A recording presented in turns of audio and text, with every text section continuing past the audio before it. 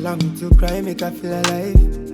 Shining empty. Okay, a quick one before we continue on the video. I already uploaded the video and it was flagged for copyright because the artist has already uploaded the song on digital streaming platform. So even though I made the instrumental and everything, it's still going to flag as copyright. So in YouTube is going to skip the places that play the audio.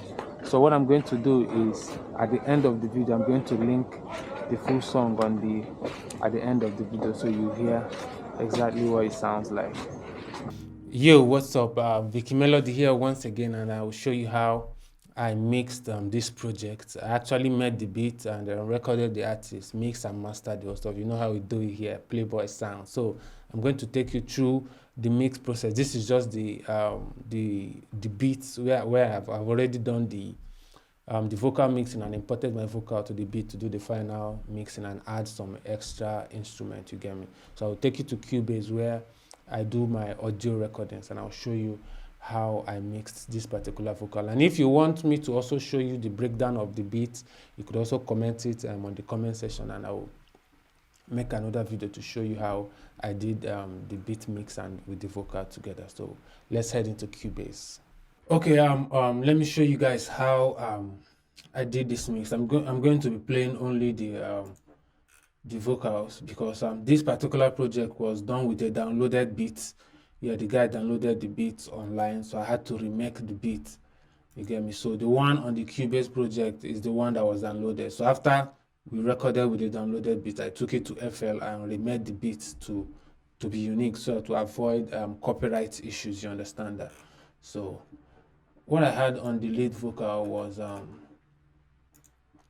let me mute everything. Alright, so it was sounding like this initially. To cry, make I feel alive. Cause it's not try, they mesmerize me. The word. Yeah, it was a very clean microphone actually. So what I had on the insert was the auto tune, and I had it on the retune speed of 5. And there was something I said in my previous video I think a year ago, which I need to correct at this point.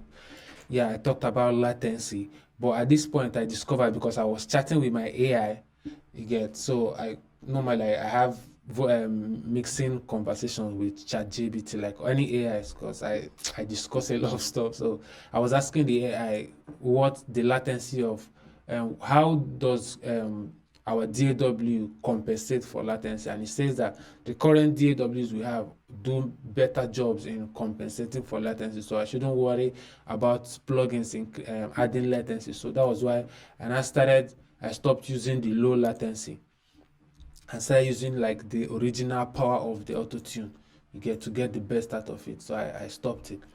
So I no longer bother a lot about latencies because the Cubase is powerful enough to read the latency and compensate for that. So with that done, I had my noise suppressor, and that was all. So those are the two lead vocals, both of them, and they were going to my lead group. Yeah, they were going to my lead group, and on the lead group, what I had there was a C4. To cry, make I feel alive. Compressing everything that is below 87 hertz. That's the frequency. Like took it out.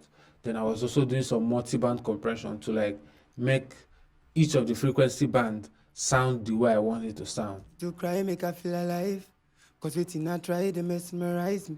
The word is not kind, but I am divine. So I was kind of trying to like even out the whole frequency spectrum.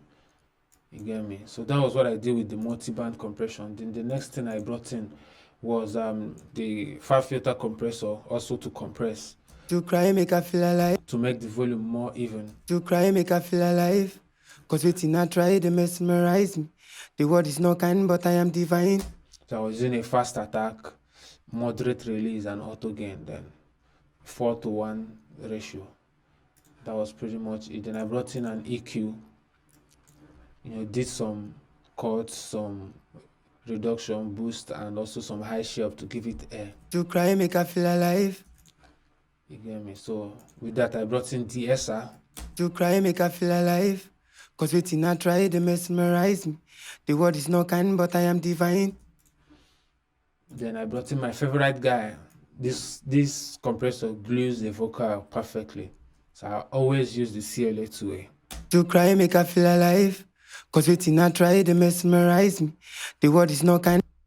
Yo, so I'm trying to be fast. I don't want these videos to be long again. So I was also hearing some painful frequencies around close to the 6K region. So I was taking it down, this frequency here. Cause waiting I try, they mesmerize me. Then I brought in the exciter. To cry, make I feel alive. Cause waiting I try, they mesmerize me. Without. The word is not kind, but I am divine. No matter the. You see how far we've gone with just this stuff. So then the next thing I added was a last EQ. To cry, make I feel alive. Cause waiting I try.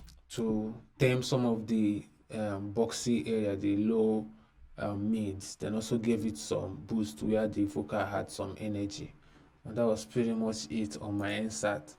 I don't like to do a lot of stuff sometimes, especially when the vocalist, when the artist is good, you don't need to mess his stuff up. Yeah. So the next thing I brought in was, I'm always saying the next thing. I don't tire. I brought in my delay. To cry, make I feel alive. Cause waiting I try, they mesmerize me. The word is. Then my reverb. To cry, make I feel alive. Cause waiting I try, they mesmerize me. Shining I'm Jesus peace. Rest my case upon the Lord of hosts. Cause the life you to show life in and for faith. I'm a symbol of hope. No reason I'm if I do, I'm alone. And I. Yeah, so that was pretty much it, how I did this particular mix. On the backups, I was just doing some left and right panning to add movements, and this is more like a choir kind of vocal. I don't even remember what I did there, but let me see if I can show that.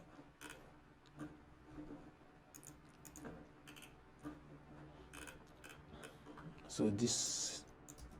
Me I won't feel alright. On this kind of crowd stuff, what I did there was just did my EQ to tests.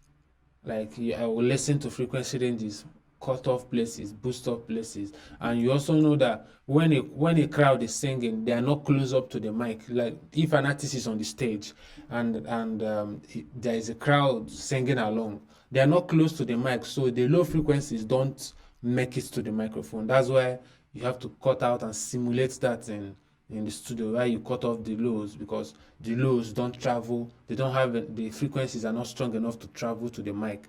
You understand? Just even in the studio, when you want to get a basic tone, you go closer to the mic, but when you want a more treble, like, or high frequency, you move away from the mic, because higher frequencies travel further and they are picked up easily by the microphone. So that was what I was trying to just take down some of those places and just boost up this place, and then cut out some of the highs, so the highs of the lead vocal shines more than that. That was just my idea on it. Then I brought in my compressor, the API. Me I won't feel alright. Then the doubler. Yeah, I added a doubler to duplicate the vocal, make it sound a little bit fuller. Then also brought in another EQ again, did something similar. Just I was listening to the sound and I got it the way I wanted, and simply added the Valhalla vintage reverb. Me I won't feel alright. And me I know I'll fight. Cause I want to show. That was just it. So if you enjoyed this, let me know in the comment section the kind of video you want to see in the next tutorial. So see you guys next time.